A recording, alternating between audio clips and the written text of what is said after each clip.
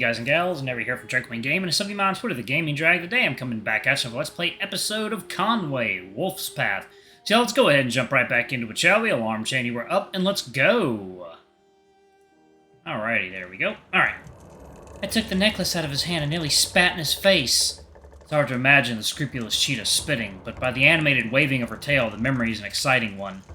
He said he could give me 40, that he'd have to return the souk where his servants were guarding his stall. The merchant produced a gold coin from his own realm. He gave him the necklace. What was the coin worth? 100 dirham, perhaps? He overpaid because he desired me.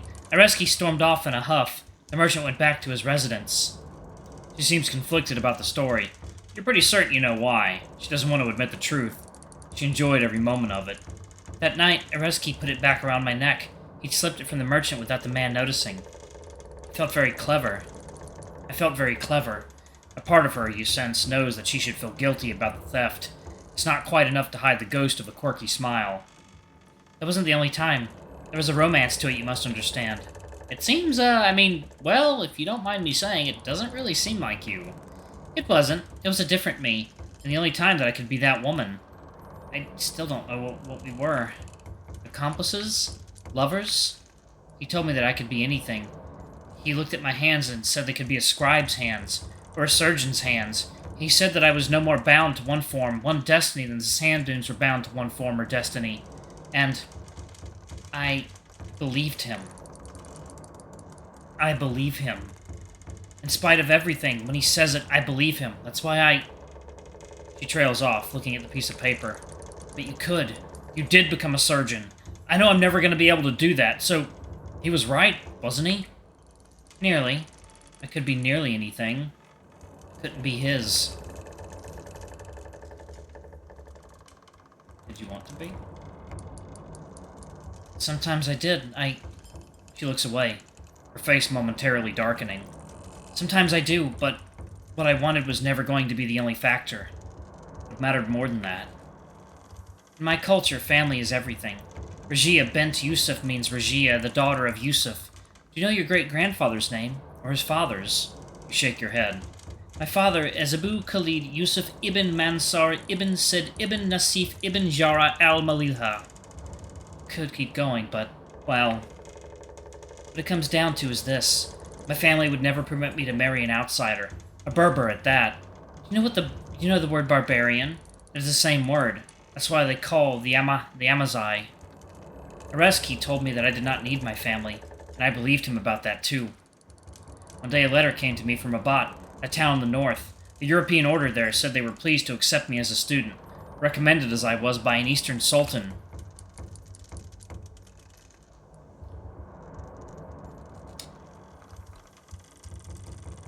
He was unknown, but of great largesse.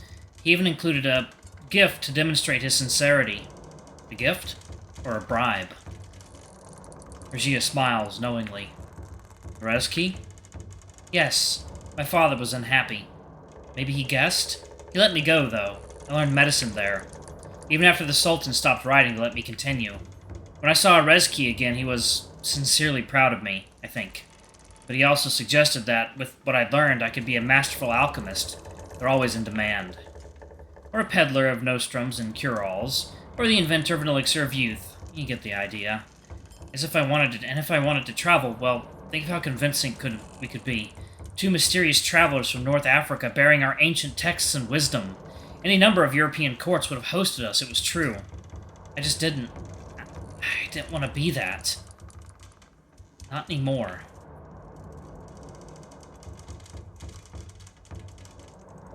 I wanted to be able to stay in a town even after people learned who I was.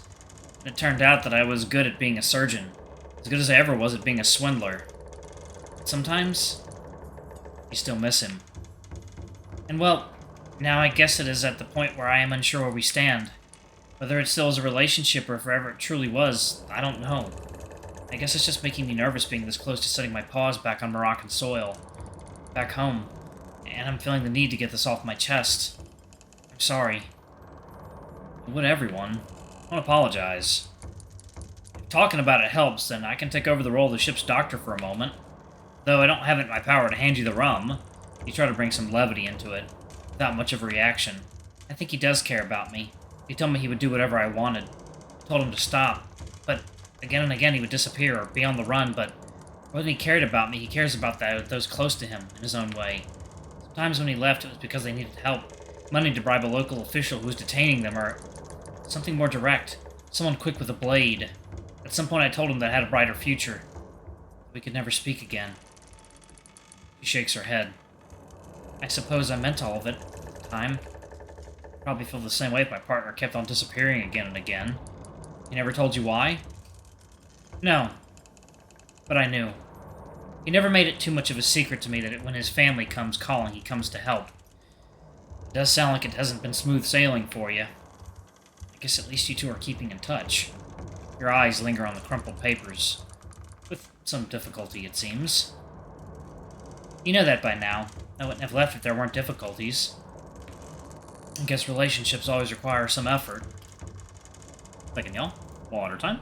Boys and gals, and we are back. Let's go ahead and jump back into it, shall we? Okay. I took the necklace out of his hand and nearly spat in his face. It's hard to imagine the scrupulous cheetah spitting, but by the animated waving of her tail, the memory is an exciting one. He said he could get... Oh, one second, y'all. I don't think it's saved correctly. One moment. Save? I don't think it's saved correctly. Huh. Let's see. Okay, here we go. I think this is where I left off. Alright. I suppose. I've written him hundreds of letters since then, if not more. Her attention shifts to the table again. That's good, isn't it? You've been on the ship for a few years, so that sounds like, what? Probably a letter every other week, if not more. I haven't sent a single one of them. Oh. Not even one? She just shakes her head.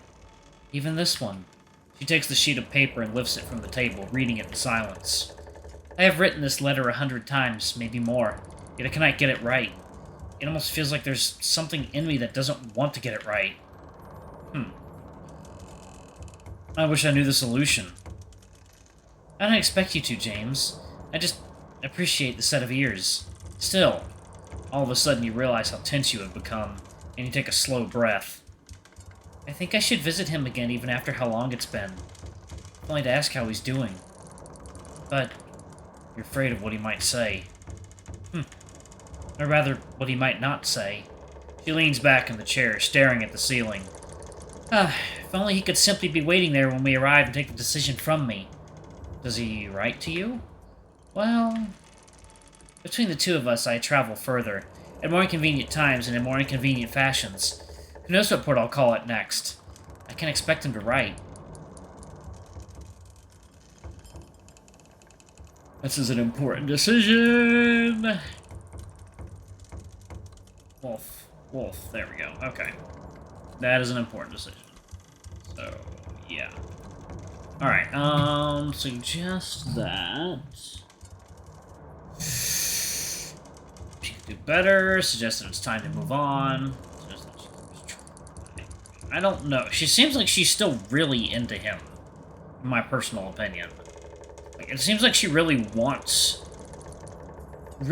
something between them. So, I'd say she keeps trying at it, you know? To me, it feels like she doesn't want it to be over. And until she gets proper closure from him, it doesn't have to be over. She can put that effort in and see where it goes. I'll do that. You should try to find him. Maybe you'll get lucky and he'll be in port for some reason, or close enough to travel before we sail again. Or... You're not thinking of leaving the ship, though, are you? No. Thank God. Arthur really wouldn't forgive me then. I'm still thankful for my work on the Conway. It's just something that occupies my thoughts, but I don't think it's one that would replace them. I mean to write the letter, at least. I'm just not sure what to say. You still have feelings for him? Rajeeyah takes a long time to gather her thoughts. Her eyes seem to be searching, although not for anything in the room. Something deeper. My father's name, as I said, is Yusuf al-Maliha. That should be mine. Al-Maghribi means of the Maghreb, the desert. Is that? Arezki's? No, the naming customs are different. But I thought that it might be the one we adopt someday. I didn't mean it as an alias, but it felt better when I was studying and traveling. Over time, it simply became who I am. Closer to him than not. He brings out the worst in me. And the best.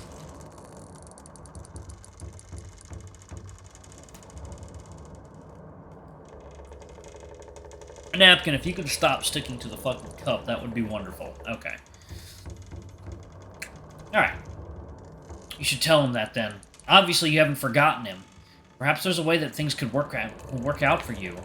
You really think so? Despite everything? All the times we've gone our separate ways. How long have we been apart? I don't know, but I'd say that you owe it to yourself to try. If he doesn't realize what he's doing, then, well, at least you know. Don't take my advice too seriously. It's not like I know what I'm talking about. Rajeeyah dispenses with that in a gentle shake of her head. It's still reasonable advice. I appreciate you giving it to me. And I've been thinking of trying to catch him again, even if just to see how he's doing.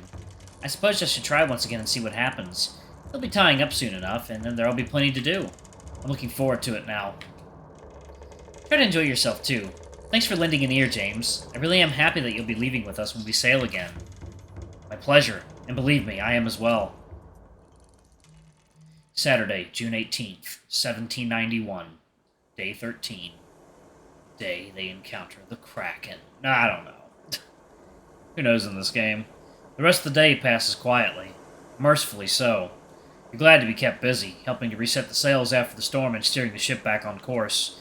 The mid-watch is yours tonight, a calm one, with the moon overhead, making it especially easy to navigate the ship even in the dark.